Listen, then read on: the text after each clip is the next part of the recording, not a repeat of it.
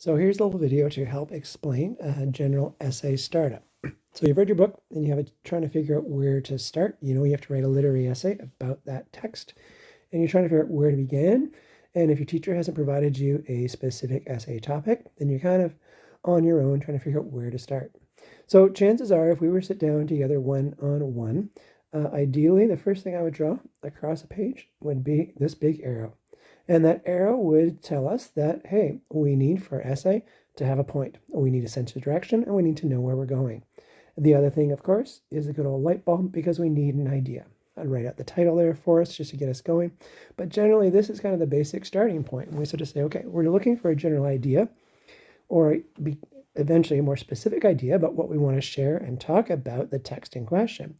And I draw that big arrow because it gives us a sense of a beginning and an end, and particularly we have a point where we're trying to get to.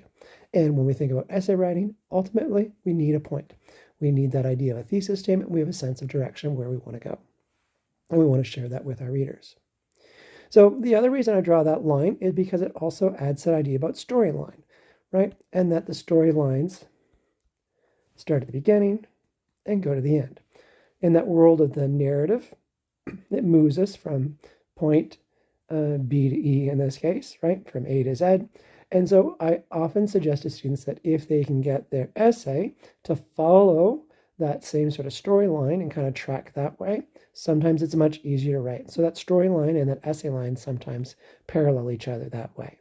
So that's also why I kind of draw that arrow, just to think about the narrative itself and remember the story. What happens from here to here? Are there important things that happen along the way? And if so, why are they important, right? And so not considering just what happens, but what are the effect of what happens, which takes us to a little bit about this line.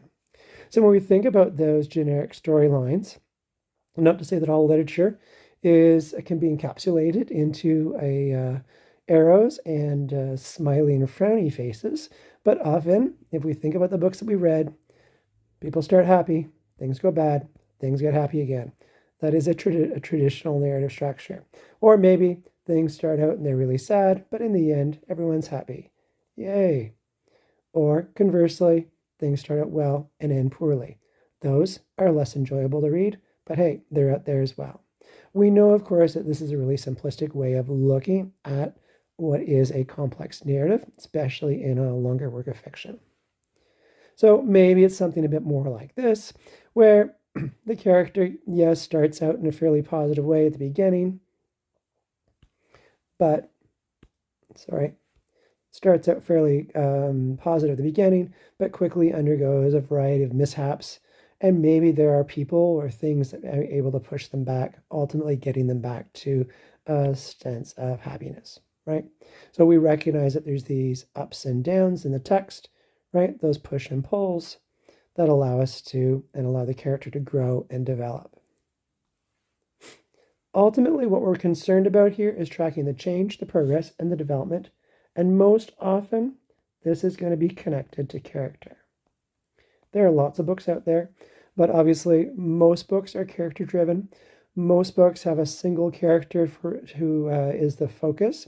And those pieces, those ups and downs in the life, those moments, we think about if we track those changes, we track that progress, that it gives us something to deal with, right? And so we're curious about the development of that character.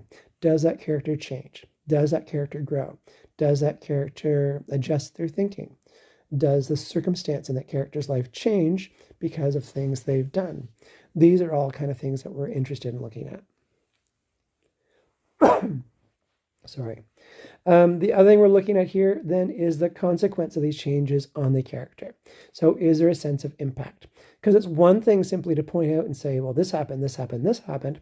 So really what we're trying to figure out is, well, what is the impact of those things happening? So this allows us then as writers to be able to explain and kind of extend our idea a little bit. It gives you something to write about. So you're not just pointing things out in the text and saying, look, there it is, look, there it is, look, there it is. But if you can talk about the consequence, you can talk about the impact, you can talk about its effect on character, it gives you a reason to, it gives you purpose to your writing and allows you to write about more things. right? So understanding impact gives you an opportunity to explain. When we think about that traditional essay plan, we need our key idea, right? Because in many ways, your teachers are going to throw around the big thesis word. But really, thesis, for me, it is really just about, do you have a point where you're taking our reader? Now, I put our smiley face and our frowny face here just to simply indicate again, like that, if that was the narrative structure, let's say the book is kind of following that line.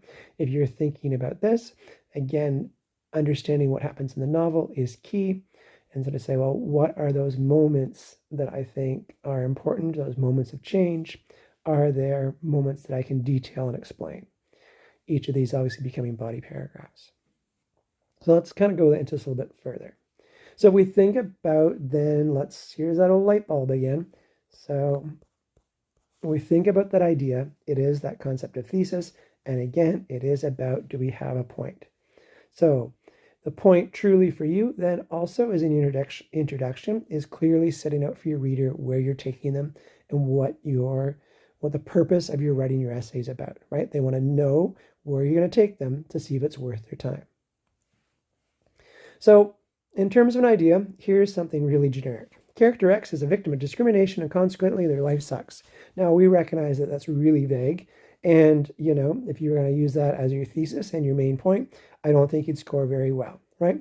Obviously, though, in terms of if this was your kind of starting point, at least, we know that the narrative is going this direction and you're trying to document probably those ways in which their life sucks.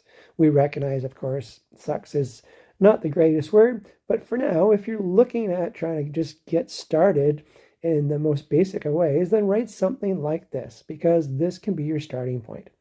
All right. And so this can be a starting point to maybe build into something that is a bit more eloquent. So not to say that this is eloquent, but it at least is pushing along. So you'll see that I've kind of adapted this one. Character X is a victim of discrimination and consequently their life sucks. And I've adjusted this way. Facing a lifetime of discrimination, character X becomes cut off from their community, from society, and their sense of self. All right. So you'll see then in terms of life sucks, well, I've totally changed that, right? So life sucks in some ways. Why does it suck? Because they are cut off from their community, from society, and their sense of self. All right. In part, what we're trying to figure out here is these keywords, right?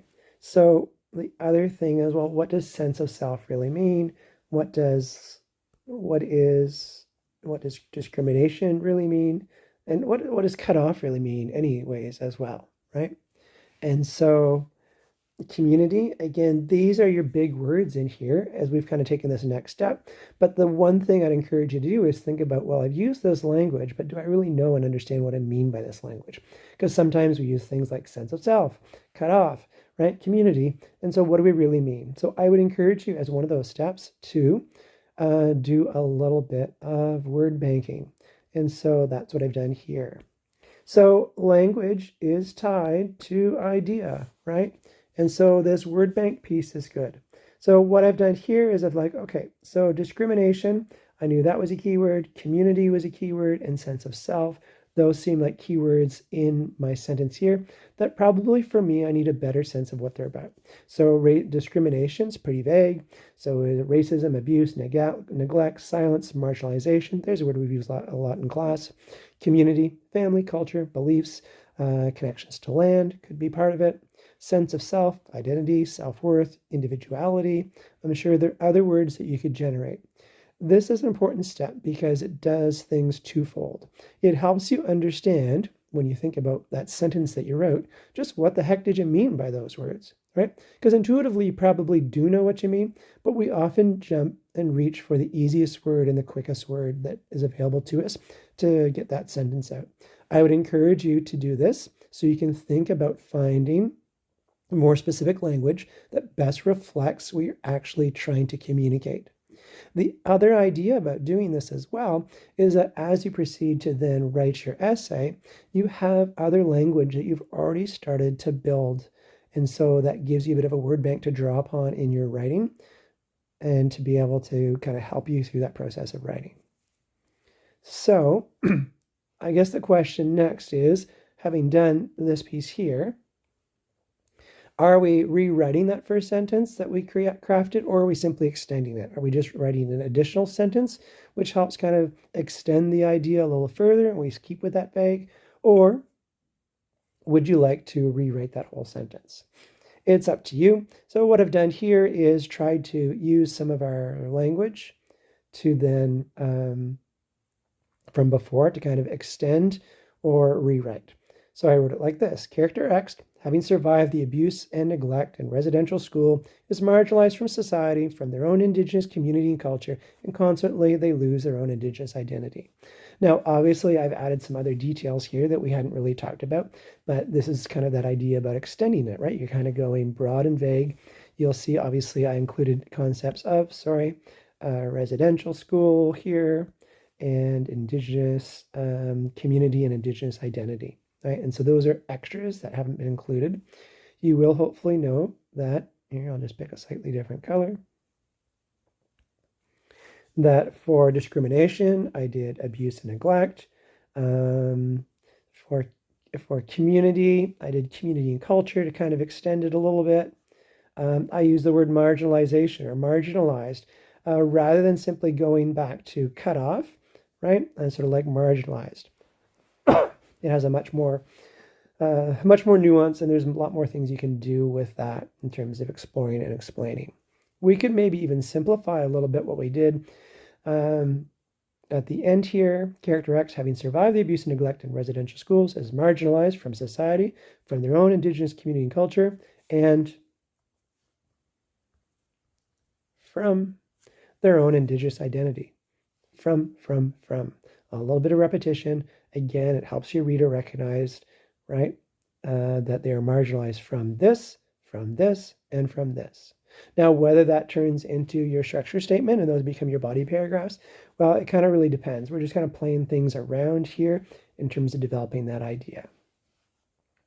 Hopefully you'll recognize, though, that in this process, we've started with things quite vague, and that's okay, right? We've gone vague, and then we're trying to get specific as we move forward. And so we're going to get more detailed. And so we're funneling down, right? That's what we're doing here, is we're funneling down from a more general statement to a more specific statement in this process.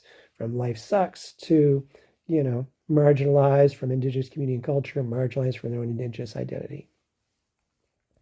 In the long run, what are we trying to do? You're trying to think about, well, if we go back to that arrow that I drew across at the very beginning, go back to my original color here. You go back to that arrow that I drew across our page at the very beginning, recognizing that we're thinking about the narrative structure. It is also about that idea about your essay structure. In the end, we're trying to get our reader to understand our main idea and our point, right? And so we need to build body paragraphs that support and explain this idea. So at this point, we feel like we have an idea. The next step is then, well, what is those areas of the text that I'm going to use, whether they're smaller arguments, key moments, moments of character development, other characters, who knows, that you can use to support and explain your key idea. And from there, you can pull in your details, find your quotations that will work. And ultimately, in any body paragraph, when you're building in textual evidence, you're looking for, anywhere to minimum, I would suggest, of 3 quotes. Again, it depends on how long they are, how short they are. It's not a golden rule, but ideally, 3 quotes within each of those body paragraphs is worthwhile in terms of generating evidence. So hopefully this kind of gives you a bit of a strategy about where to start. And again, if we scroll all the way back here, where did we start? We started with that line, and we started with that light bulb, because ultimately we need an idea and we need to have a point. We need to know where we're going. And again, if you can think about that narrative structure, understand kind of that, how the narrative is working, thinking about those changes that happen to that character, it should get you to a point where you can come up with an idea, and from that idea, starting generically or vaguely, find yourself in a way to where you feel like you have a key idea that says what you actually want to say, And then the other piece then is thinking about, well, then what evidence am I going to use to get me there? All right. So hopefully you found this a useful way to get you started.